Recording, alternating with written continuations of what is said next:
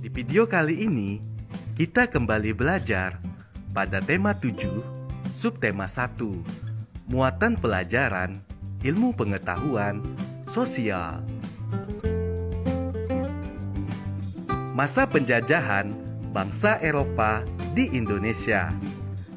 Penjelajahan samudra yang dilakukan pada abad ke-15 menjadi salah satu alasan mengapa bangsa Eropa mendatangi negeri-negeri timur yang melimpah kekayaan alamnya, termasuk Indonesia.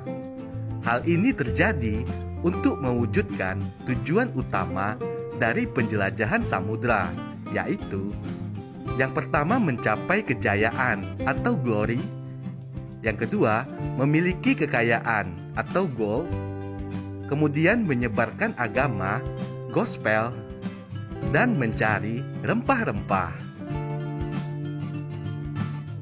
Penjajahan Portugis. Portugis datang ke Malaka tahun 1511. Tahun 1512, Portugis datang ke Maluku. Mulanya, Portugis datang untuk berdagang pala dan cengkih, sehingga disambut baik oleh kerajaan Ternate.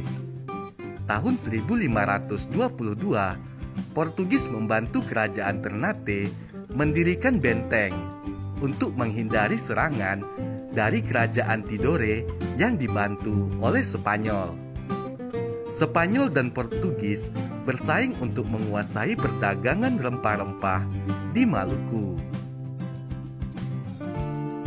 Selanjutnya, persaingan berakhir melalui perjanjian Saragossa yang membuat Spanyol meninggalkan Maluku. Akibatnya, Portugis memonopoli perdagangan serta ikut campur dalam urusan kerajaan. Portugis berhasil diusir oleh rakyat Maluku pada tahun 1575. Yang kedua, penjajahan Spanyol. Tahun 1521, bangsa Spanyol datang ke Maluku. Tujuan bangsa Spanyol ke Indonesia untuk melakukan perdagangan rempah-rempah. Bangsa Spanyol disambut baik oleh rakyat Maluku, khususnya rakyat Tidore. Rakyat Maluku bekerja sama dengan bangsa Spanyol untuk melawan bangsa Portugis. Tahun 1534, dibuatlah perjanjian Saragossa antara bangsa Spanyol dan Portugis. Perjanjian tersebut berisi bahwa bangsa Spanyol mendapatkan wilayah Filipina, sedangkan Portugis tetap berada di Indonesia. Yang ketiga, penjajahan Belanda. Belanda pertama kali datang ke Indonesia dipimpin oleh Cornelis de Houtman pada 27 Juni 1596 di Banten. Belanda kembali datang pada tahun 1598 di Banten dengan tujuan untuk berdagang. Namun, tujuan Belanda kemudian berubah untuk menguasai Banten yang menjadi pusat perdagangan rempah-rempah. Selanjutnya, Belanda pun membentuk Verenigde Oost-Indische Compagnie atau yang disingkat dengan VOC untuk memonopoli perdagangan rempah-rempah di Banten tahun 1602 yang dipimpin oleh Jan Pieterszoon Coen. J.P. Coen menerapkan kebijakan politik untuk membatasi penanaman jumlah rempah serta pelayaran kapal guna mengawasi perdagangan rempah-rempah. Sikap VOC yang semena-mena mendapat perlawanan dari rakyat Indonesia. Akhirnya, VOC mengalami kebangkrutan dan resmi dibubarkan pada tanggal 31 Desember 1799. Perlawanan bangsa Indonesia terhadap penjajah. Pertama, peristiwa perlawanan terhadap Portugis. Pada tahun 1511, bangsa Portugis berhasil menguasai Malaka di bawah pimpinan Alfonso de Albuquerque. Sikap semena-mena terhadap rakyat Indonesia memunculkan perlawanan di Aceh dan Maluku. Mari kita simak perlawanan di setiap daerah berikut ini. Perlawanan di Aceh yang dipimpin oleh Sultan Ali Mugayyad Shah. Hasil perlawanan berhasil mengusir Portugis dari Pedir, Pasai, dan Aru. Perjuangan Sultan Iskandar Muda. Hasil perlawanan Sultan Iskandar Muda tahun 1614 berhasil mengalahkan Portugis di Bintan. Pada tahun 1629 mengalami kegagalan karena ekspedisi yang dikirimnya dihancurkan oleh Portugis. Perlawanan dari Maluku yang dipimpin oleh Sultan Babullah. Hasil perlawanan berhasil merebut benteng Portugis dan mengusir Portugis dari Ternate.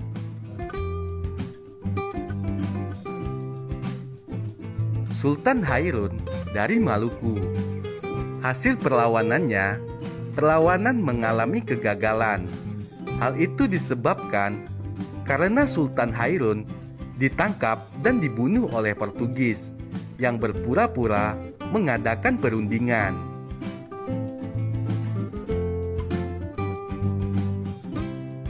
Peristiwa perlawanan terhadap Belanda. Perlawanan terhadap Belanda di daerah Aceh yang dipimpin oleh Tengku Umar. Hasil perlawanannya mengalami kegagalan karena ada pengkhianat yang memberitahukan persembunyiannya kepada Belanda.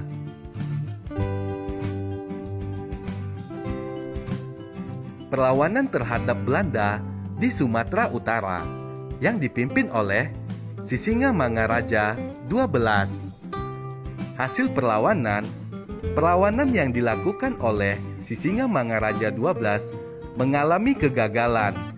Sisingamangaraja 12 gugur dan seluruh wilayah Tapanuli dikuasai oleh Belanda.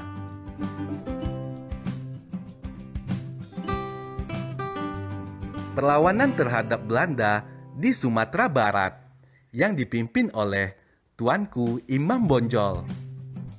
Hasil perlawanan Tuanku Imam Bonjol mengalami kegagalan. Benteng Bonjol jatuh ke tangan Belanda dan Tuanku Imam Bonjol berhasil ditangkap dan ditahan.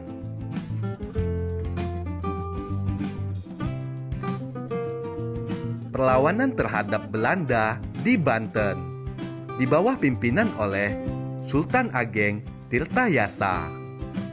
Hasil perlawanan yang dipimpin oleh Sultan Ageng Tirtayasa belum mendapat kemenangan atas VOC. Pada tahun 1683, Sultan Ageng Tirtayasa berhasil ditangkap oleh VOC dengan tipu muslihat.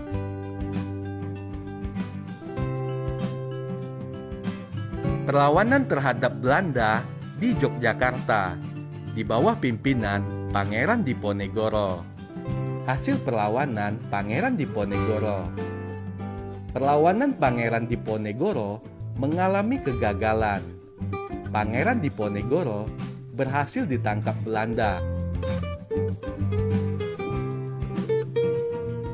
Perlawanan terhadap Belanda di Bali di bawah pimpinan I Gusti Ketut Jelantik. Alasan perlawanan, Belanda mengeluarkan perintah yang berisi Raja Buleleng harus mengakui kekuasaan Belanda. Bentuk-bentuk perlawanan memimpin rakyat Bali mengadakan perlawanan habis-habisan terhadap Belanda. Perlawanan tersebut disebut Perang Puputan. Hasil perlawanannya masih mengalami kegagalan.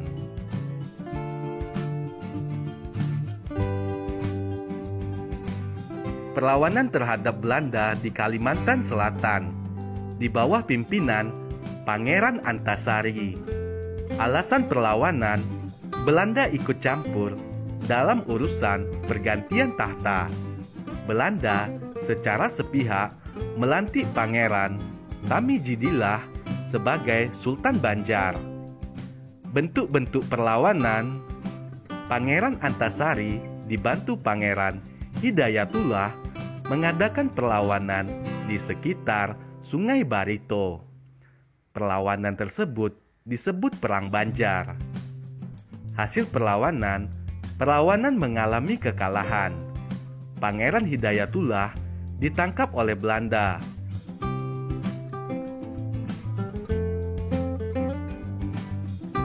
Perlawanan terhadap Belanda di Sulawesi Selatan di bawah pimpinan Sultan Hasanuddin.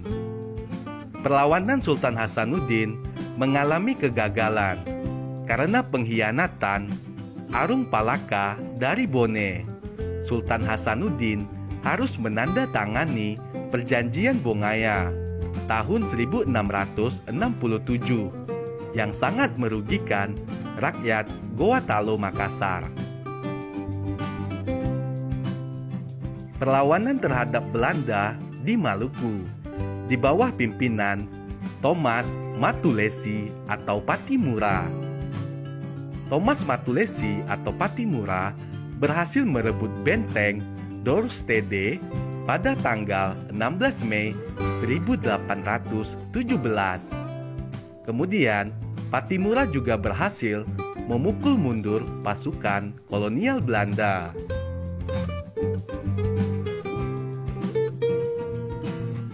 Perkembangan pergerakan nasional di Indonesia. Masa penjajahan di Indonesia telah membuat rakyat Indonesia berada pada kondisi yang sangat memprihatinkan. Pelaksanaan aturan tanam paksa dan kerja rodi memberi dampak buruk bagi rakyat Indonesia. Keadaan masyarakat Indonesia yang demikian memunculkan politik etis atau politik balas budi yang berdampak pada perkembangan sistem pendidikan Indonesia. Berkembangnya pendidikan pada abad ke-19 melahirkan golongan terpelajar yang berperan besar dalam upaya pergerakan nasional dan munculnya nasionalisme bangsa Indonesia. Perjuangan golongan pelajar melawan penjajah dilakukan dengan mulai membentuk beberapa organisasi berskala nasional. Organisasi-organisasi nasional ini memiliki cita-cita yang sama, yaitu menumbuhkan semangat persatuan dan kesatuan bangsa untuk mencapai kemerdekaan Indonesia dari penjajah. Secara umum, munculnya kebangkitan pergerakan nasional di Indonesia dipengaruhi oleh beberapa faktor, seperti faktor internal, yaitu penderitaan rakyat akibat penjajah, lahirnya golongan-golongan terpelajar dan cendekiawan, sejarah kejayaan hidup kerajaan-kerajaan Indonesia di masa lalu. Kemudian pengaruh faktor eksternal, kemenangan Jepang atas Rusia dalam perang tahun 1905, masuknya paham baru seperti nasionalisme dan demokrasi, kebangkitan nasional negara-negara tetangga seperti India dan Filipina. Secara umum, masa pergerakan nasional Indonesia dapat dibedakan menurut sifatnya, yaitu masa kebangkitan nasional periode 1900-an. Karakteristik organisasi, babak baru perjuangan bangsa Indonesia melalui organisasi di bidang pendidikan, politik, ekonomi, maupun sosial budaya. Contoh organisasi Budi Utomo, Sarekat Islam, Indische Partij, dan Muhammadiyah. Kemudian masa radikal itu terjadi pada periode 1920 sampai 1927. Karakteristik organisasi: pergerakan politik menggunakan taktik non-kooperatif yang keras terhadap penjajah, mendorong semangat kebangsaan dan persatuan melalui rapat-rapat umum, surat kabar, dan lembaga pendidikan. Contoh organisasi: Perhimpunan Indonesia, Partai Komunis Indonesia, dan Partai Nasional Indonesia. Selanjutnya, masa moderat pada periode 1930-an. Pergerakan politik menggunakan taktik kooperatif dengan penjajah, memperjuangkan kepentingan rakyat dengan mengirim wakil-wakilnya dalam Dewan Perwakilan Rakyat. Contoh organisasi: Parindra dan Gerindo.